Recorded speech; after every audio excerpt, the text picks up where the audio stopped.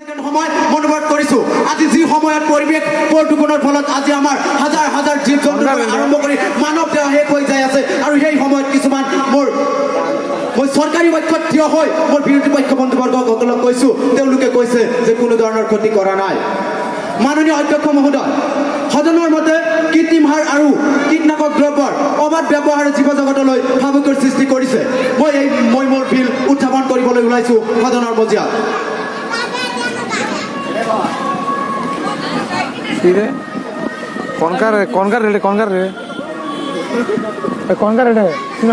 মাননীয় অধ্যক্ষ মহোদয়, পৰিৱেশ প্ৰদূষণৰ অন্যতম কাৰক এই ৰাসায়নিক কীটনাশক আৰু কৃত্ৰিম সাৰ। আমি ৰাসায়নিক কীটনাশক আৰু কৃত্ৰিম সাৰৰ ফলত আমাৰ অবাধ এই আমাৰ যুগটো দিনক দিনে নিম্নগামলৈ যাই আছে।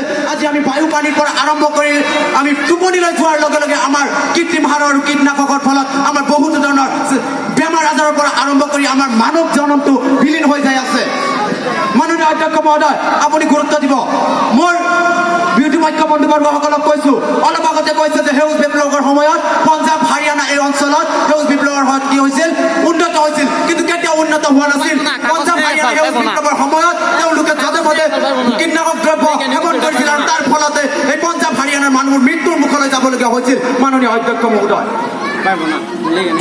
মাননীয় অধ্যক্ষ মহোদয়, আপোনালোকে জানে আমাৰ বিৰোধী পক্ষ বন্ধুসকলে তেওঁলোকে জানি অনুজনৰ ভাও জৰি আজি বিৰোধী পক্ষত থিয় হৈছে। মই তেওঁলোকক কৈছোঁ এতিয়াও আপোনালোকে আমাৰ চৰকাৰী পক্ষত থিয় হওক আৰু আমাৰ লগত হাত মিলাই জৈৱিক সাৰ আৰু পচন সাৰৰ এইবোৰ ব্যৱস্থা কৰি আমাৰ দেশ জাতি অসম ভাৰতবৰ্ষ আগুৱাই নিয়ক আৰু লগে লগে আমাৰ দেশখন আগবাঢ়ি যাব।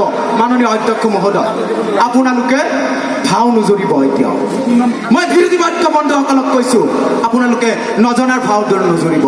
আপোনালোকে জানে যে আমি যেতিয়া টোপনিৰ পৰা উঠাৰ লগে লগে বজাৰত যোৱাৰ লগে লগে মাছ কিনি আনো, মাছৰ লগতে কীটনাশক দ্ৰব্য সেৱন হৈ যাই আছে আৰু যেতিয়া এজন মানুহৰ পেটৰ ভিতৰত 60 কেজি কীটনাশক দ্ৰব্য সোমাই যাব সেইজন মানুহৰ বহুতো ধৰণৰ বেমাৰ আজাৰ হ'ব।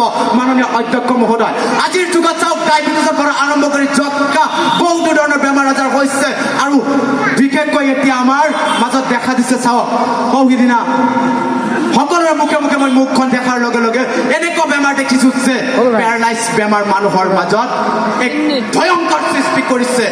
এইটো একমাত্ৰ কীটনাশক দ্ৰব্য আৰু ৰাসায়নিক পদাৰ্থৰ কাৰণে। মই বিৰোধী পক্ষ কৈছোঁ আপোনালোকে আমাৰ লগত হাত